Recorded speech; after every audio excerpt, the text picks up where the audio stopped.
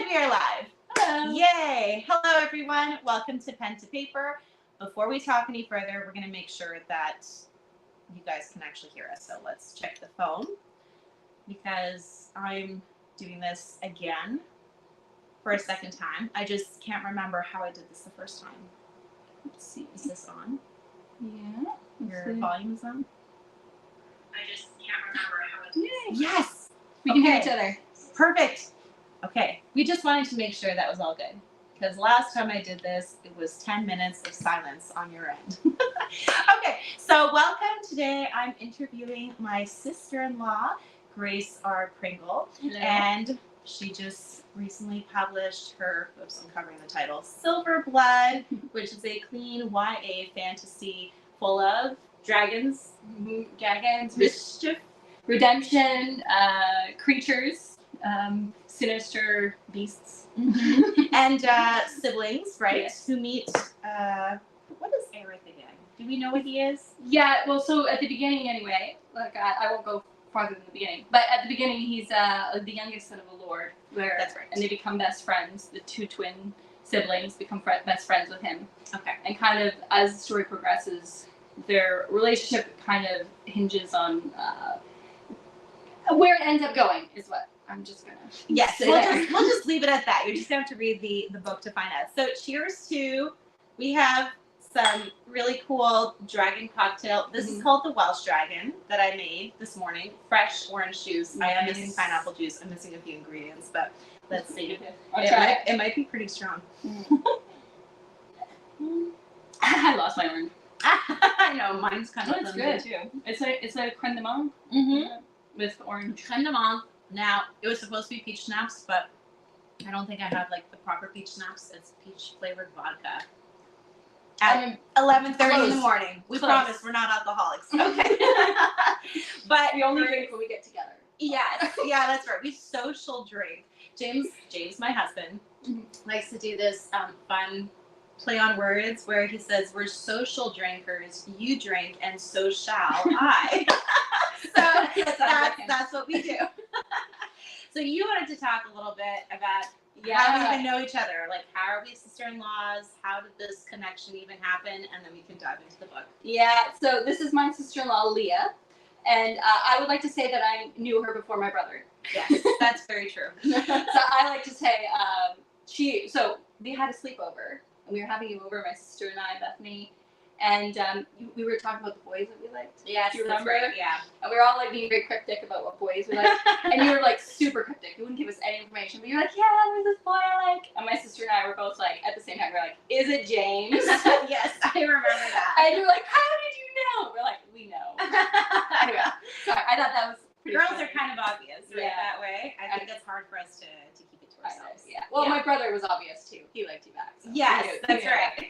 But I want to say I love having friends as my sister-in-law. Yeah, I love so great. I mean, and then it's even cooler that we're both writers and that Yeah. we're both published and then we can support each other. So that's awesome. You have definitely inspired me with like your self-publishing journey and everything. I was like, okay. I was inspired by how you just managed to get so much done. I know you're a mom too, and you're like pretty busy all the time. So. Yeah, but like you got it. You're a mom of 6 kids. It's like one less than mine.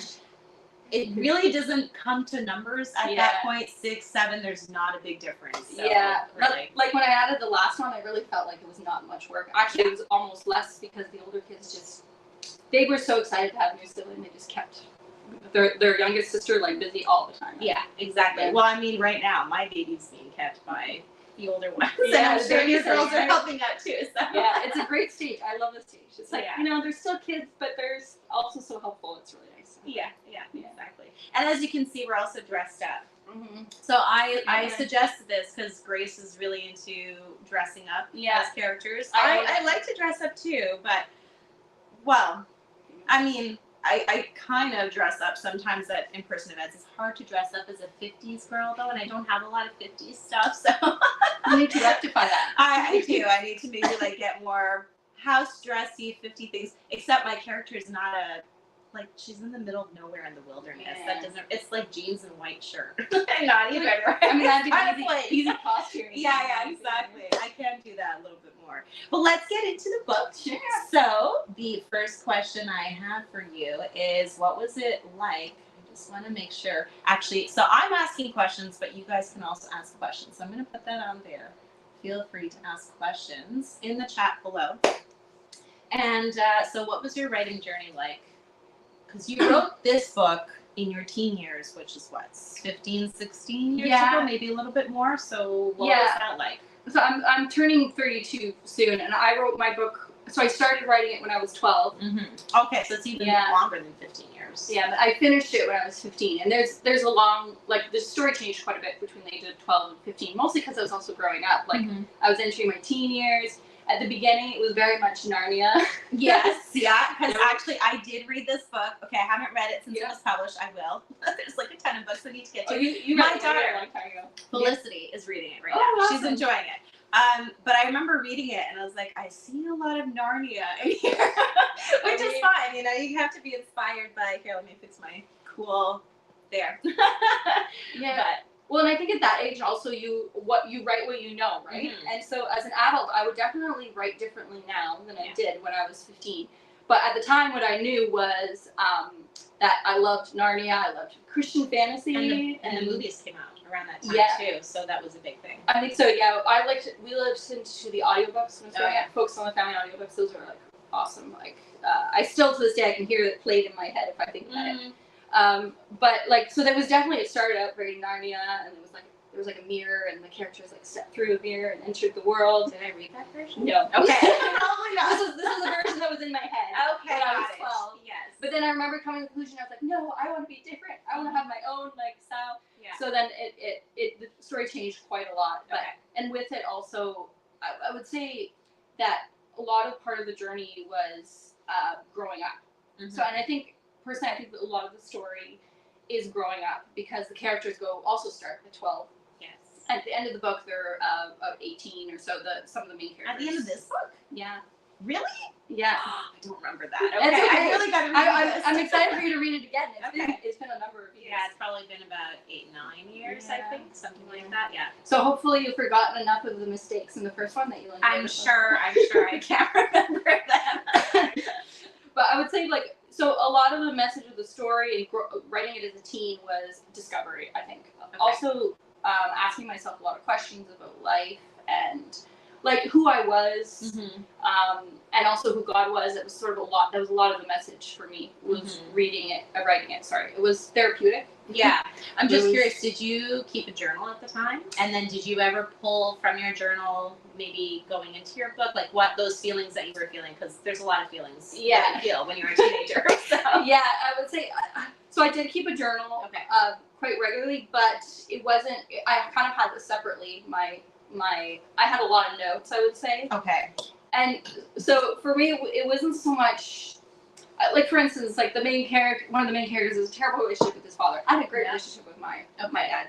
So like, there's a lot of stuff definitely fiction, but I would say a lot of it was like watching people that I grew up with, watching them make decisions in their lives, and going in directions and not really understanding why. Being like, why are you like you know the truth, or you know like wisdom and all that kind of stuff, and just going the wrong direction.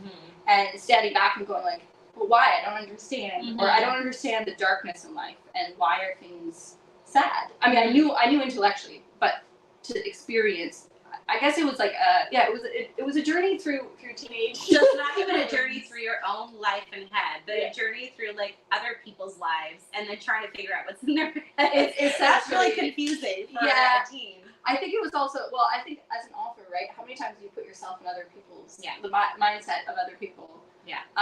And so I think, so it's really hard. Sometimes, I don't know if you feel this way about a book, but it's hard to pick yourself out of the book and what other, sometimes, like, emotions and stuff you're putting into it. Especially for me, having written it so long ago, it's like a large part of my teenage years. So to try to pick out and be like, which part did I put in, which part did I get inspired by somebody else? Okay. I have a really hard time separating it. them. Yeah. But yeah, I've definitely So does that answer the question? Yes, Sorry. yes, you did answer the question. And actually, I'm curious, as an adult, were you surprised by yourself as a teen? Like, because a lot of that went into your writing. Were you surprised by your writing at points, looking at it as an adult? I would say both ways. Points. So I like the way I viewed it, you mean? Or yeah, so how you view it now, and when you were, well, you've been working on the edits for what? Years, like 10 years. I don't know, the whole time since you've written it, something like that, right? Yeah, I would every few years I would do an edit. Yes, okay. So every few years, taking your sweet time. Yeah. Okay, so when you were in the process of doing those edits, were you ever surprised by what you had written when you were a teen, or some sort of like worldview you had, and you're like, oh wow, I can't believe I said that, or I believed that through the writing? You could kind of tell from the writing. I would say, to be honest, not really, because for me it was a figuring out of my worldview. Does that make sense? Yeah. So sure. in some ways that was me figuring out what now as an adult I believe. Yes. Because I think at that age, between 12, 15, you are forming your own worldview, right? Yeah. And of course, as an adult that will be influenced, that can change. But I think some of the foundational opinions you have about life are begun as a teenager. Because you're like, I'm my own person. What do I believe? All that kind of stuff. So I would say I see it more, reading it sometimes I'm like, well, that was more a simplified version of what I believe now. So it's more like breaking it down to a very simple version. Now I would say if I were to talk about it or think about it, it would be much more complex. Yes. But I would say it's like the framework, if that makes sense. So I wasn't super surprised. Yeah. Okay, that makes a lot of sense. Yeah. So before we go into future questions, so again, you guys can ask questions if you're on. Also, there's a giveaway. Oh, yes. Right? So let's just mention the giveaway before we go into more questions. You can get a paper pack of paper. A paper pack. It's a pack of paper. It is. It works. A paperback version of Silver Blood. If during this live, and even we're going to leave it up after you've seen the video, if you, let's say, we're going to say 24 hours? Or what do you think? Let's do 48 hours. 48 hours? Yeah. I'm not doing that in my head right now.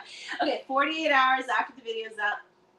If you want a paperback version, then you just comment, even once this is done, dragons in the comments, and you'll be put into a randomizer, and then we'll just pick a name from there. Right? The randomizer. Yes. So, we're not going to pick a name. The randomizer will pick your name. And that's the giveaway. Okay, so I will, actually, let me just put that in there so people know they can comment dragons. Okay, next question I have for you is okay, so you kind of tacked on a little bit of this already.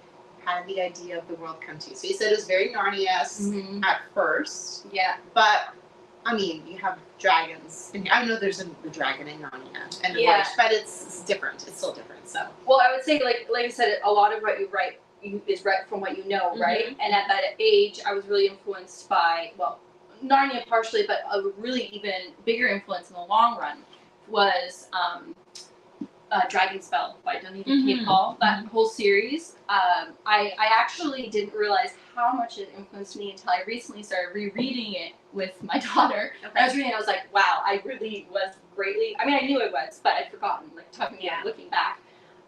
Greatly influenced by Dragonspell, because it was a Christian fantasy full of dragons, and I was like, that was so cool to me. And then I guess I would take, but then I felt like there were certain things that I was like, I would do this differently, or just lacking. I was like, I kind of want more, like certain messages or whatever. Yeah. And I think as an author, right, what does every author start out with is like, I want to read a book about this. Yeah. But I can't find that book about that.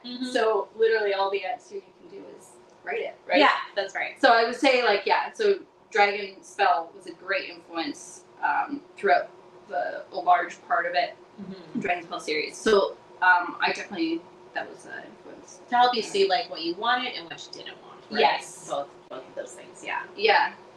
And what about like characters? How did characters come to you? Because I know some authors, they're like, I just kind of figure out what I want in a character. Some people say, and I've had this myself, where they like speak to you and they kind of demand a presence on your page. Yeah. Or there's a variety of ways that characters can come up. So how did, let's say the three main ones. Yeah. Meredith, Airith, and Shaver. Right? Kaydin. Yeah. Okay.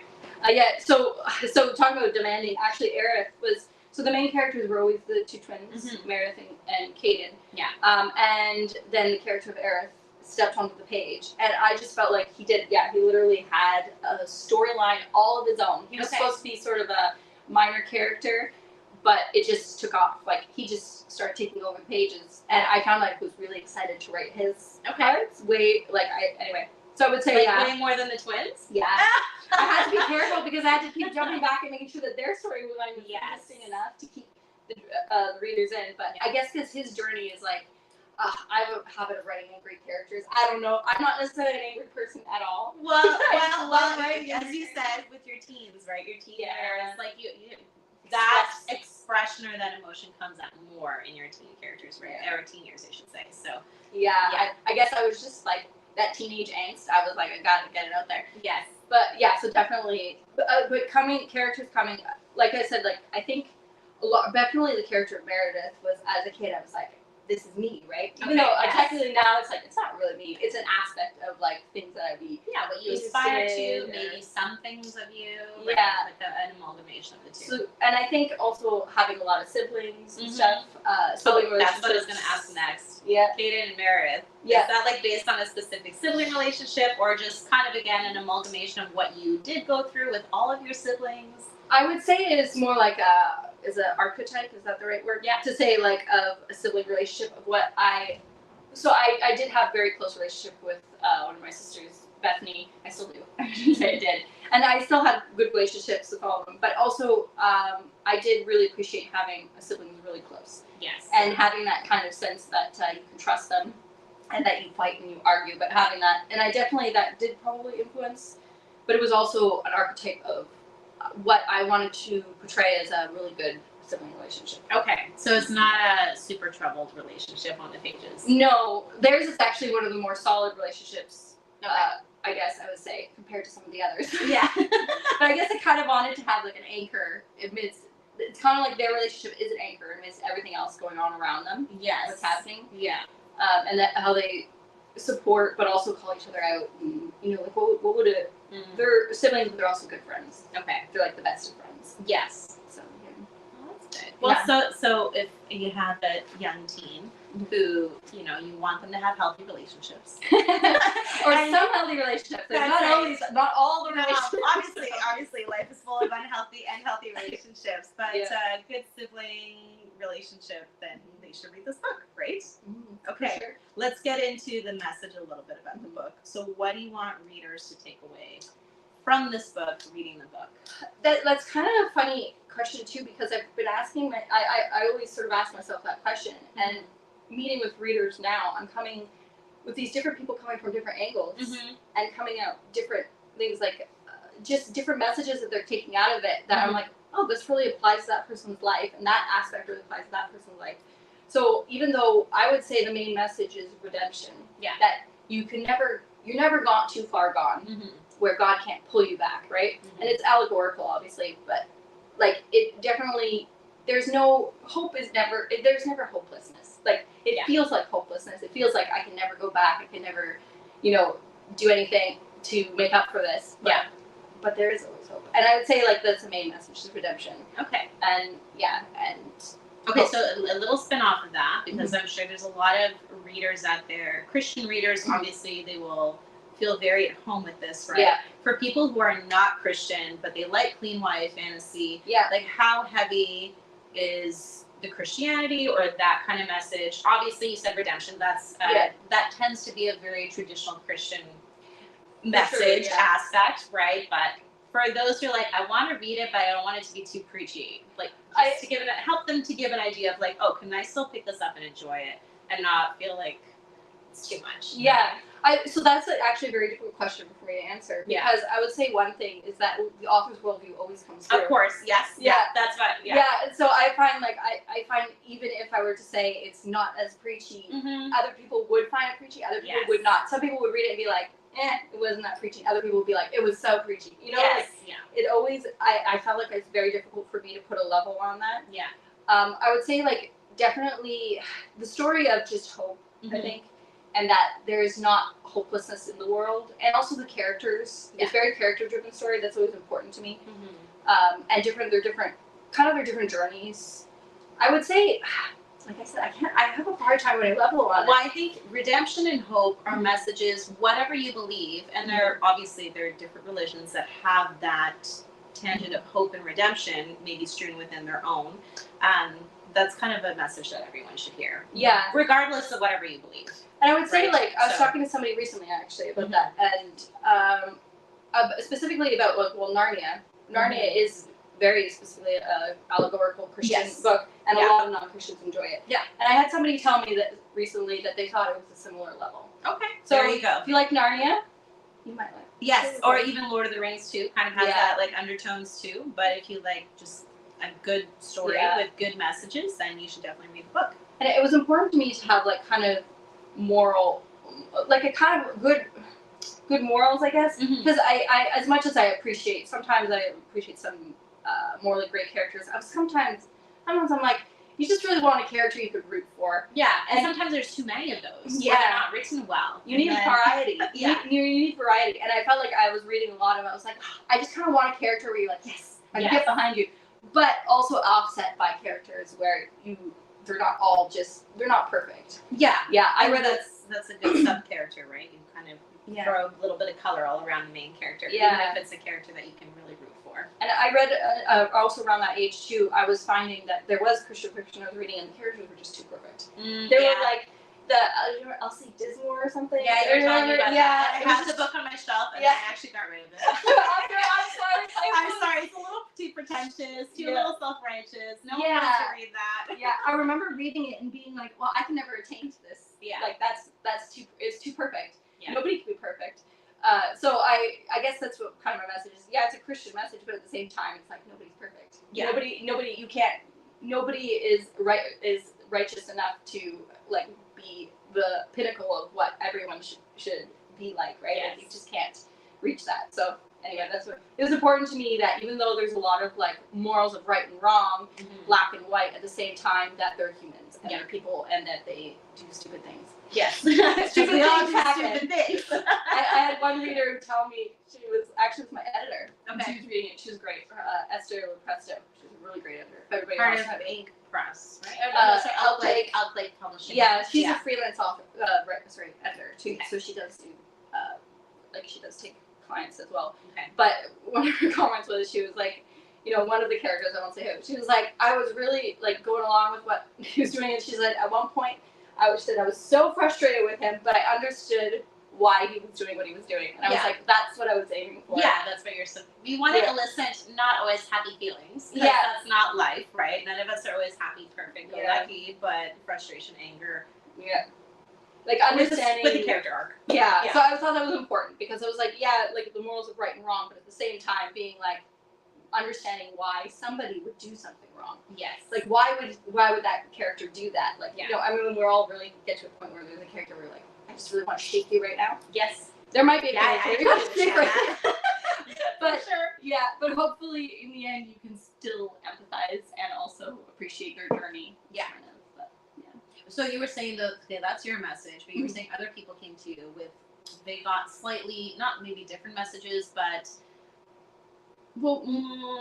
messages that went along with that, or just different viewpoints? Well, it's more like storyline, actually. Okay. Because there's like a main character who runs away at one point, and I was talking to a mom who wanted her teens were interested in it, and was dealing with some issues of teenagers running away and wanting to run away and that kind of thing. And I was like, and she was already previously talking about how she wanted to read a book, and I was like, well, this kind of was like, there's a whole message of that in my book, and that's not something I thought of when I wrote it. I wasn't like, like as in like situations that people are in that I think it will appeal to, not necessarily outside of what I expect. Basically, I'm thinking like the redemption aspect, where there's also a whole other line of figuring out who you are. Yes. And I think that is another thing that people take out of it. For sure. That previously I didn't really think too much about. Yeah. Well, those are really good. Before we jump to the next question, just want to remind viewers that there's a giveaway. So as you can see the ticker on the bottom of the video, if you want a free signed paperback of this, then just comment dragons in the comments, and then you might be the lucky winner, the randomized winner. All right. So we talked about your journey and what the story is, vaguely about. So you were once in a position where you knew you wanted to write, and you were writing, and it's taken you it's been a long journey from writing to publication.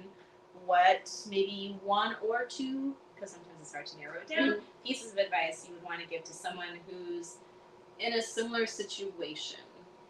I would say, like, don't give up, really. And I for me personally, the way I saw it, I knew publishing was a lot of work. I knew that already from a young age because I was interested in it, and I would Google it and look at, and a lot of people are like, yeah, you got to put in a lot of time. And I was seriously considering, like, making it a full-time career when I, like, was around 18 or so. But then I met my husband, and then and we got married. But he ruined everything. No, yeah. I mean, I always thought it would be so cool to get married young, but I thought, that's never going to happen. But then I met my husband, and it happened, and it was great. But it was always really important to me that my family came first. That as a mom, so I had a plan. I didn't know if the plan would happen, but this was my plan, was that I was going to spend my 20s having my kids, and then in my 30s, I was like, then when my kids are a bit older, I can push out and go out into the world and do the publishing side of things. Yeah. But I would say, like, the encouraging part is, like, just because you haven't published the book yet, it's been years, doesn't mean you have to give up on it. Yeah. And, like, I would say, like, keep working at it. One thing that really helped is for years, we were part of Writers Club book. It was a book club, it was more a writers club. Yeah. And that really often kept me going because I've noticed that the creative side of writing, or just creativity in general, drawing, art, crafts, it's like a part of your brain. And that part of your brain doesn't just disappear, but I feel like it sometimes, for me anyway, would go dormant if I didn't use it, and I would start to be like, I need to create something. But it's almost like I have to work harder on my brain muscles to get it going. Yeah. And so I would say, like, doing the book club that we did with the writers club, where we do little writers exercises. Yeah. That often would keep the creative juices flowing, and it was really just a once a month thing where we would spend a couple hours throwing out writing exercises, and it was just fun stuff.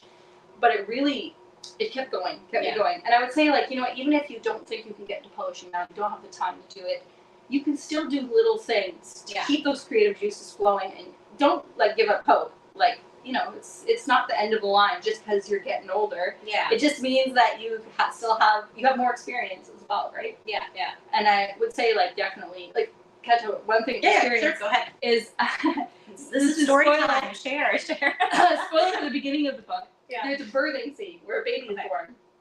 I could not have written that at 15. No, obviously not. I mean, I would have probably tried to draw a like, okay, read so many books with fiction about women giving birth. How do they write it? Exactly. Well, and I would say, actually, I did write this birthing scene, but I copped out. Like, at one point, the character just gets knocked out, then the baby's born. Oh, okay. So, but I met this other author, and I was talking to him, and he was giving me some advice. And one thing he was basically, write the hard scene, is what he was saying. Like, write the difficult scene. Don't just do a cop out, because it's actually easy to just, like, knock the character out, right? Yes, yeah. So he convicted me a bit, and so I wrote that. I expanded the scene, the birthing scene and everything, almost to the full extent, I would say, like, mirror it. Yeah.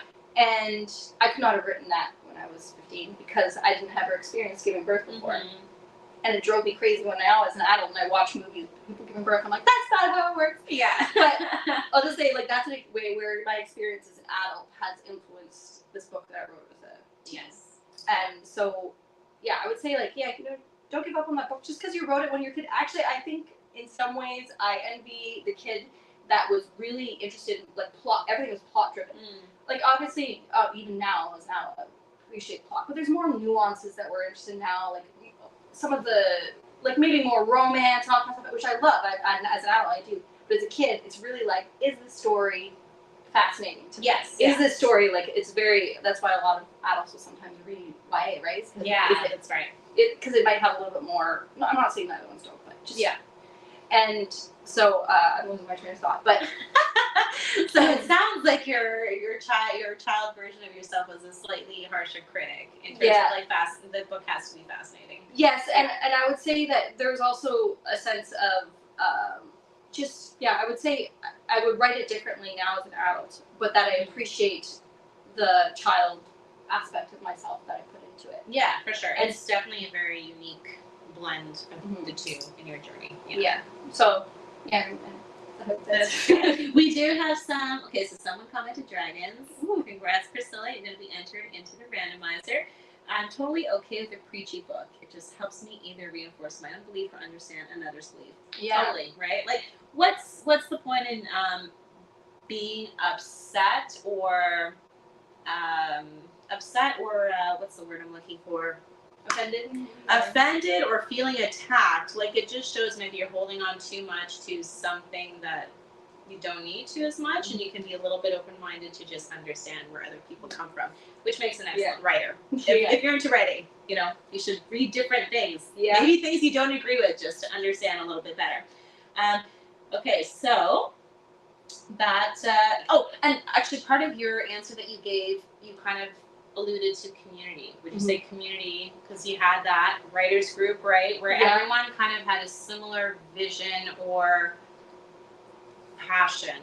So did you find the community aspect was just helpful in you not giving up?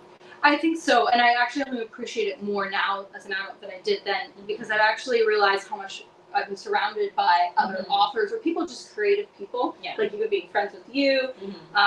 The writers group I'm part of, only a couple of us are actually published. A bunch of us have just been writing for years for fun. And I guess I took that for granted. I really, and I appreciate it more now because I'm meeting other authors who are like, I don't know any other authors. Yeah, I'm trying to write. And I'm like, easy.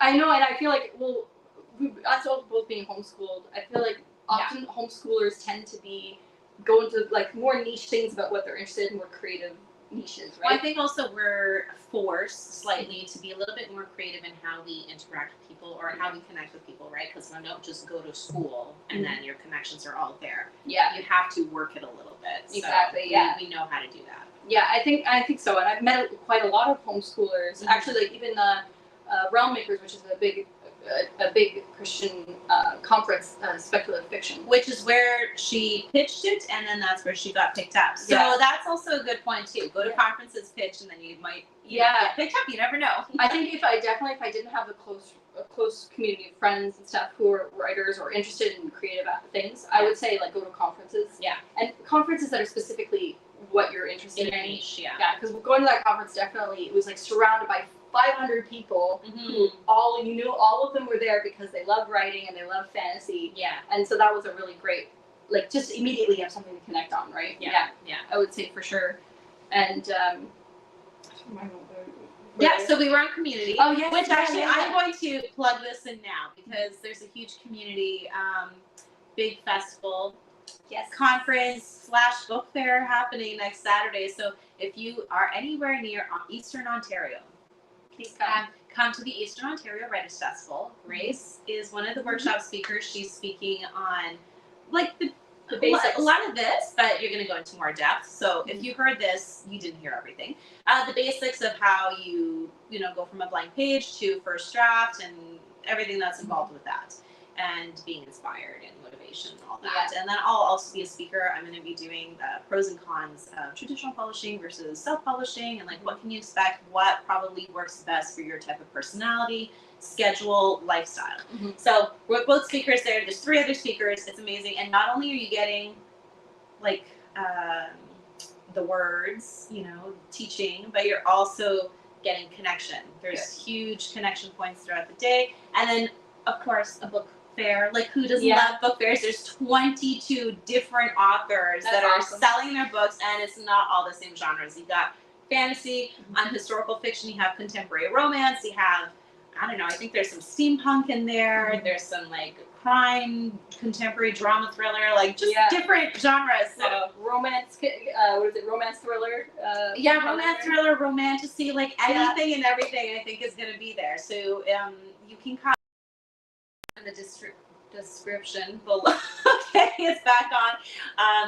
The registration, it's free all day from 9:15 to 4:30. If you can't make the whole thing, come for a little bit of it. Free parking, free like everything's free. Come say hi. And and then there's even, if you want to network even more, there's a mixer from 9:15 to 9:45. We're serving tea, coffee, muffins.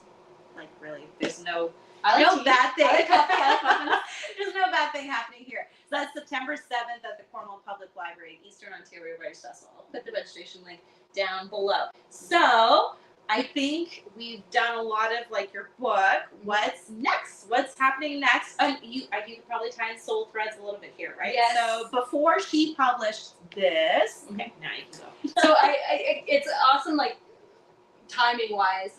So I was researching marketing and all that kind of stuff, because even though Silverblood is traditionally published, is a very small publisher, Elk Lake Publishing, and so all of the marketing falls on me still. So it's kind of a weird hybrid of, even though they did a lot of the formatting and the cover and all that kind of stuff, I'm still responsible for all the marketing and all that kind of stuff. So I was like researching all that kind of stuff, and the advice I kept hearing was do a reader magnet, which is like, you offer a book or a novella or a short story, something like that, for free to get newsletter subscribers. So I was like, what am I going to write? So I was complaining to my husband one day about how I love romance, I love romantic fantasy, but I'm like, they're always like meeting and falling in love. What about those characters who are just happily married and like love being married? Yeah, you have like conflicts and that kind of stuff. Yeah. But so I was complaining to my husband about it. I was like, what am I going to write about? I was like, light bulb. Well, I'm going to write about a happily married couple. So it's Soul Threads is a novella about this happily married couple in a fantasy setting. It's set in the same world as Silverblood, but it's different characters, and I would say almost slightly older. This is more like 12 to 18. I would say like this is more like 14 to 16 to 18. Like it's like anything above 14. Yeah. Because they're married. I mean, there's nothing graphic at all. No. It's like it's clean, like clean fantasy. It's right? more like the interest level, I guess, maybe, because it's about 12-year-olds might not be interested in. I'd say probably 14, 15. Yeah. Starting. Yeah. So it was a very fun ride to write. It's just literally a lot of banter back and forth. I saw a lot of her and her husband. Yes, I freely admit that the main male character, Pilder, is based off of my husband's story. Yeah, I was reading it. I was like, this is It's because he's so much fun. One of the ways he convinced me to marry him was his humor. He's very funny. He always has a joke like that. So yeah, it's a fun short read. You can read within an hour. And I've had a lot of good responses from people. A lot of people ask, are you going to write the next one? So I am going to write the next one. And it involves an undead. Is it going to be the same size in terms of like how many words? I'm planning on it. My plan is to do a series of novellas. Yes. Just a whole bunch of short novellas that are quick and easy and kind of like, as much as writing a full-length book is really fun, sometimes just have the quick and easy part. Yeah, for sure, because I read it in 2 sittings because I had to stop, but it was pretty easy. Yeah, I did like in a half an hour and then half an hour, and that was good. And we'll also put that down in the link below, so sign up for your newsletter. Then you get a free copy. Yeah, and so I'll say I self-published that, and that was a good introduction for me, because even though this was being traditionally published, I had a backdoor look into like how Amazon worked. I got a crash course on how to publish within a month or so of putting out this novella. So it was a really good experience. So I would say and after Soul Threads, I'm going to be part of an anthology called Romancing the Villain. It's a closed door, clean anthology. Morally gray villains. Yes, where basically the love interest is the villain. Yeah. So I just did a video on this past week about like what makes villains so attractive, and for me it's the Darkling. He's forever my villain that I love.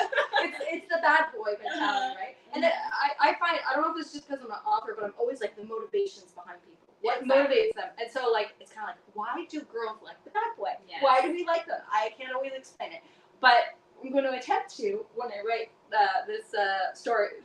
It's a part of an anthology, 20,000 word story. Short story. So I'm pretty excited about that. I believe that's coming out April. Okay. I have to confirm that still. It's still in the processing works, but it's me and a bunch of other closed door romance authors. So fancy, excited about that. And another thing is the sequel to Silverblood. I can't remember. Is the sequel written or? It is partially written. Drafted. Okay. So I find, for me personally, when I write a book, I like to have two. This is my goal for myself. Two very interesting things. It has to be like either a plot twist or characters or some interesting concept. Because I feel like one interesting concept is, oh, that's pretty interesting. Two is like draws you in. Yeah. So right now I have one interesting concept. Okay. So I'm looking for the second one before I complete writing the second book. But are you tied down by your publisher to release it by a certain date, or just whenever you're ready? No. Like, okay. So actually, the first book, I've only signed a contract for the first book. Oh. But they do know it's the first in a series. And one of the things I insisted on was that it has a 1 on the cover. Yes. And if you can see, there is a 1 on the cover because on the spine. Because one of my pet peeves is when you pick up a book and it's the first in a series or third in the series or whatever, and you have no idea. Yes. And you have to spend 10 minutes reading through the list of books in the front. So something that's really important to me. Yeah, either one or should say sequel to or something obvious on the cover. Yeah. Because this is like something that's really important to me. I'm going to endeavor to do all my books is indicate where in the series they are. Yeah, just to help those readers who get annoyed by that. Yeah. So I even though I'm not tied down definitely by the publisher or whatever. Yeah, I can basically do whatever I want, which is what I. Okay, that's nice. A little bit like you know that you have a goal to shoot for, but there's no huge rush or pressure on your shoulders to get it by a certain time. That's really nice. Yeah, that's what I love about self-publishing. So if you can find a publisher that, kind of gives you that grace, which they tend to be smaller publishers, that's great too. And then you can just do it on your own time. But that's what I love about. Yeah, I would say I'm definitely looking forward to returning to writing because with putting out a book, as you know, there's so much involved with marketing and getting it in front of readers that sometimes all your creative juices are used up. And I'm like, I want to sit down and do some really good just writing, so I'm looking forward to that. That's in my near future. That's like in the next month or so, I'll be able to like actually get back to like regular writing and stuff. Yeah. Well, I know a few authors. I've seen them where a couple of friends they will take a total break from social media for like a month just to focus on the writing.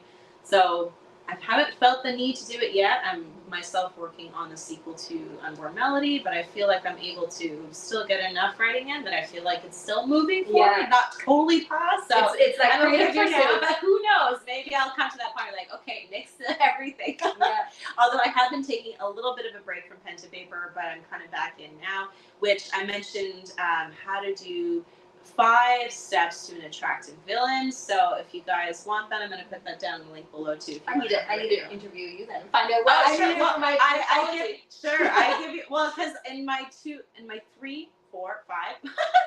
5 books, there's not in my first book it's a very minor villain. Like it's more of a human versus nature type of situation.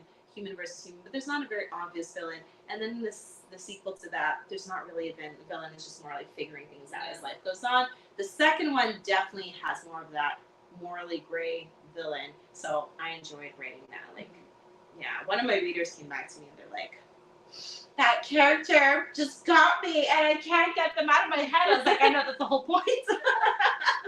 So, I was seeing that was a very hot topic for videos, and I thought, okay, I'm gonna do a video on that and kind of work through the processes of what I use to make that villain so attractive, but not in like sometimes. So someone said on my video, their face. I saved you 15 minutes of your video. I'm like, yeah, but the face isn't the only thing that makes them attractive, right? It's like their personality, their character. How did they use the world around them or the people around them to make them attractive? So there's more than just a pretty face, which I know the Darkling's a very pretty face.